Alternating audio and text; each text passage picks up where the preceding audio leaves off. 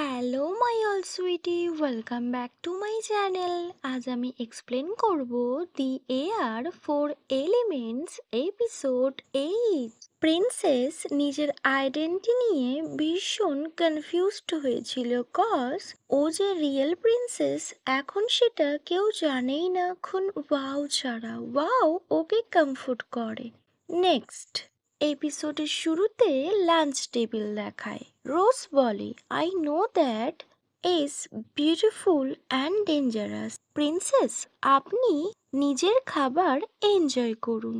রোজ, আমি বলেছি না আমার সাথে নর্মালি কথা বলবে, কোনো ফর্মালিটির নিড নেই।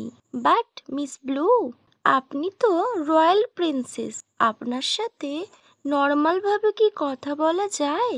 বাট রোজ, আমি তো অ্যালাউ করছি তোমায়, সো নাও আমি তোমায় অ্যাজ এ ফ্রেন্ড মনে করছি।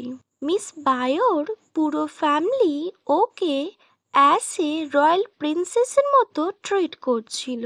সবাই একটু আনকমফোর্টেবলও ছিল। তো পিডিন নিজের জিএফকে একটু টিস করে বলে, রোজি, তুমি কি নিজের স্বপ্নের মধ্যে আছো আর ভাবছো প্রিন্সেস তোমার friend? Right now princess blue, পিডিন আর রোজি ঠিক মাঝে বসেছিল। অ্যাকচুয়ালি প্রিন্সেস কখনোই কারোর সাথে খেতে বসে না, ইভেন ওর ড্যাডির সাথেও না।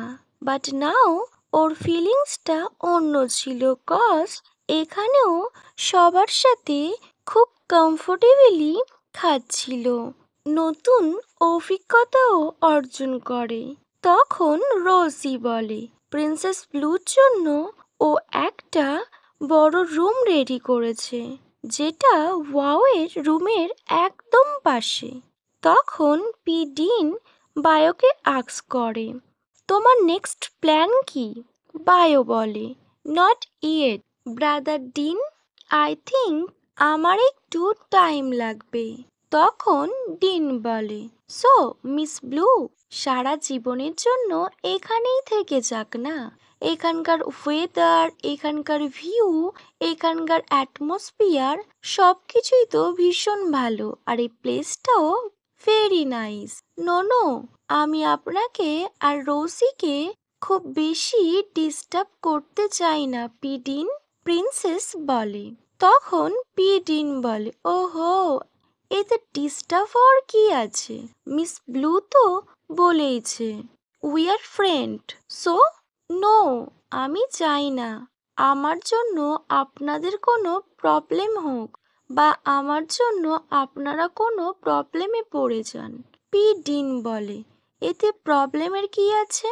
আমরা দুজনই ফাইটার, সো আমরা ঠিক ফাইট করে নিতে পারবো, আর যতটা পারবো আমরা আপনাকে হেল্পও করব।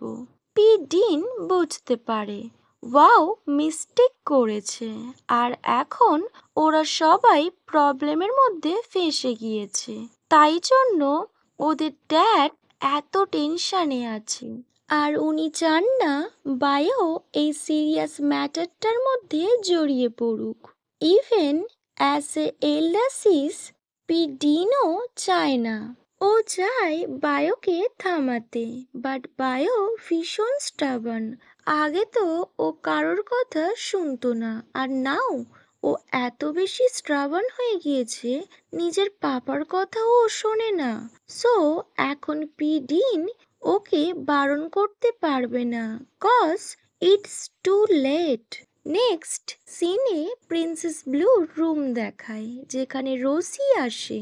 মিস ব্লু, আপনার কি কোনো জিনিস হারিয়ে গিয়েছে, নাকি এই বেডটা আপনার কমফোর্টেবল লাগছে না? প্রিন্সেস বলে, নো নো, সব কিছুই ঠিক আছে, ব্যাস আমার যেখানে চোট লেগেছে ওখানে ভীষণ পেন হচ্ছে, সো আমার একটু মেডিসিন চাই। ও মেডিসিন, ওটা তো বক্সে আছে, আমি আপনার জন্য নিয়ে আসছি। By the way miss Blue, আপনার কোথায় লেগেছে? আমি কি আপনাকে হেল্প করব? প্রিন্সেস বলে, না, আপনার নিয়ে আসার কোনো নিড নেই, আমি আপনার সাথেই যাচ্ছি। সো প্রিন্সেস ব্লু রোজির পিছু পিছু যায়। প্রিন্সেস ব্লু একদমই সারপ্রাইজড হয় না সেম জেন্ডারের কাপল দেখে। কজ কজ ম্যাডলিন তো থাইল্যান্ডের থেকে অনেক ছোট একটা কান্ট্রি, ওখানে বেশি লোকও নেই। বাট ম্যাডলিনের লতে সেম জেন্ডারে বিয়ে করার পারমিশন আছে, আর গভর্নমেন্টও সাপোর্ট করে। রোসি একটু তুলোতে একটু মেডিসিন লাগিয়ে প্রিন্সেসের দিকে টার্ন করে। ও, দ্যাটস রেড মার্ক, যেটা আপনার নেকে আছে। আমি মর্নিং টাইমে এটা নোটিস করেছিলাম। It's must be very painful, তাই না? দেন প্রিন্সেস তুলোটা নিয়ে নেয়। রোজি বলে, এই মেডিসিনটা খুব ভালো, আপনি ট্রাই করে দেখুন। প্রিন্সেস ব্লু মনে মনে ভাবতে থাকে, ওয়াওয়ের সাথে ওর ফুল ফ্যামিলিকে ডেঞ্জার সিচুয়েশনে ফেলার পরও বাড়ির সব মেম্বার্স ওর সাথে খুব ফ্রেন্ডলি ব্যবহার করছে, নিজের আপনজনের মতো। ও এটা দেখে ভীষণভাবে ইমোশনাল হয়ে পড়ে। ওকে মাই সুইটি, এখানেই দি এয়ার এপিসোড 8 এন্ড হয়। Wait for next video. Bye, good night.